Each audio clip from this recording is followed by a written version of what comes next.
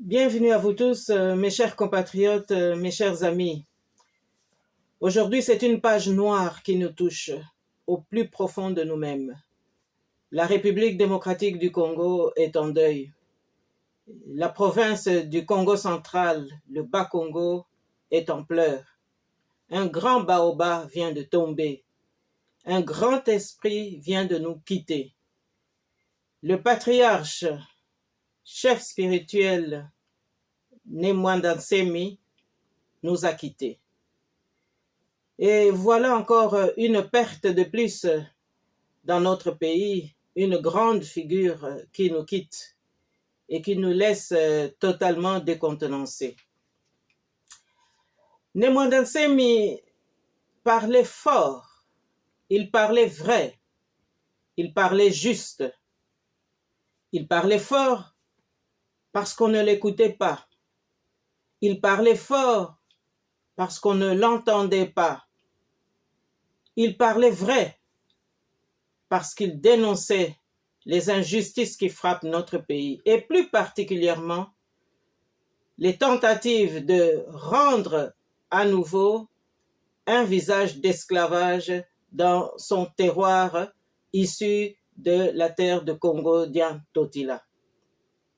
Il parlait juste parce qu'il revendiquait les droits élémentaires dont le peuple congolais a besoin. Incompris trop souvent hier, aujourd'hui regretté déjà. Nemwanda-Nsemi s'est distingué car du chef spirituel qu'il était et du leader politique qu'il est devenu, l'homme est resté fidèle à ses convictions.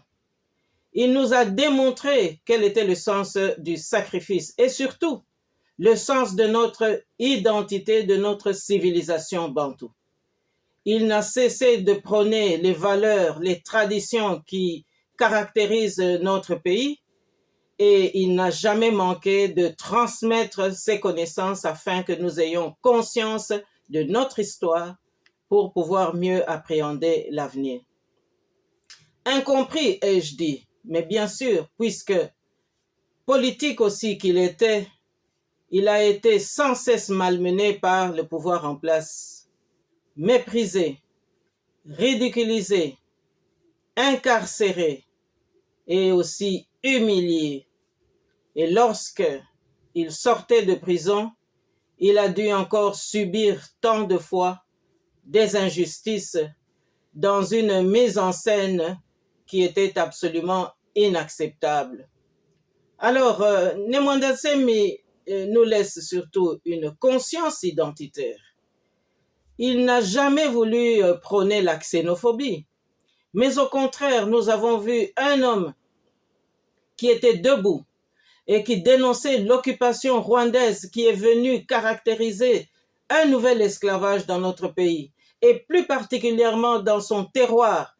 Il a dénoncé les injustices à l'emploi, les injustices aux soins de santé, les injustices aux règles de la vie sociale, mais aussi l'expropriation de nos terres.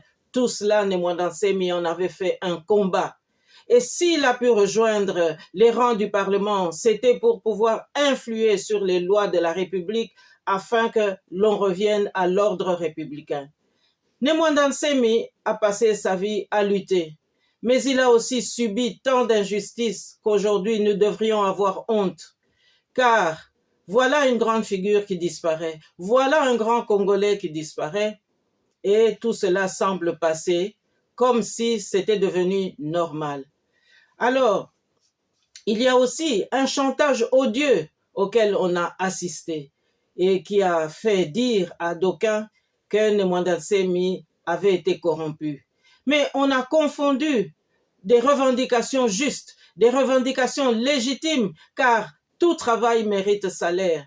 Et nous avons vu quels étaient vraiment les scénarios qui ont pu amener à la mort ces adeptes, ces militants. Nous devons aujourd'hui déplorer justement toute cette population qui se sent orpheline aujourd'hui. Qui a oublié comment les Makessa, c'est-à-dire les adeptes de Bundu Dia Congo, comment est-ce qu'ils avaient été massacrés? Qui a oublié comment est-ce qu'on avait saccagé le domicile de Nemwanda Nsemi? Et tout cela parce qu'il dénonçait le mal et il dénonçait le Rwanda comme tête de file de l'occupation rwandaise dans notre pays. Alors aujourd'hui, quel est le patrimoine qu'il nous laisse? Quel est l'héritage qu'il nous laisse? Eh bien, mes chers amis, mes chers compatriotes, n'ayons pas peur de le dire, il nous laisse une conscience historique indéniable. Il nous laisse aussi des écrits et un patrimoine intellectuel indiscutable. Et il nous laisse finalement une conscience nationale que nous devons aujourd'hui revaloriser afin que nous puissions reconquérir notre pays qui aujourd'hui est au bord de l'implosion. Et malheureusement, Nemwanda Nsemi nous laisse en plein chantier électoral. Un chantier électoral à l'avenir totalement incertain. Mais son souvenir, sa mémoire doit aussi pouvoir galvaniser notre propre conscience afin que demain nous sachions exactement qui nous devons voter. Oui, si nous voulons sauver le pays, si nous voulons sauver notre patrimoine, il ne faudrait pas qu'on enterre trop vite cette mémoire de manière à ce que nous puissions exactement nous relever et surtout transmettre aux générations futures les éléments indispensables pour son émancipation.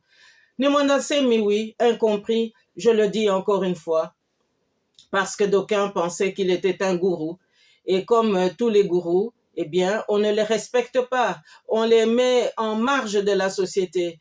Eh bien, je pense que ces images-là, nous devons les condamner. Et aujourd'hui, nous devons tous nous rappeler que nous avons une histoire et que nous avons un patrimoine et que nous avons une terre à sauvegarder et surtout que nous devons honorer la mémoire de Nemwanda Nsemi en ne transigeant pas.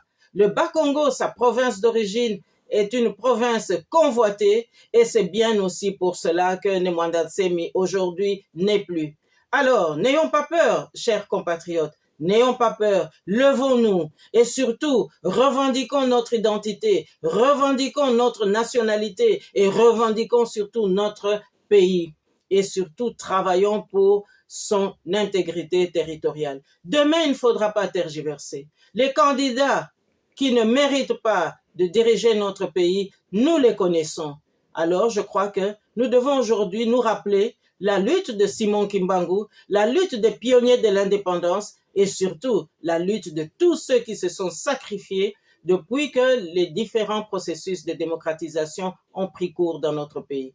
Voilà, mes chers compatriotes, que ce moment de deuil soit plutôt le moment de notre réunification et que ce moment de deuil soit plutôt un moment de consolidation de notre volonté pour aller de l'avant.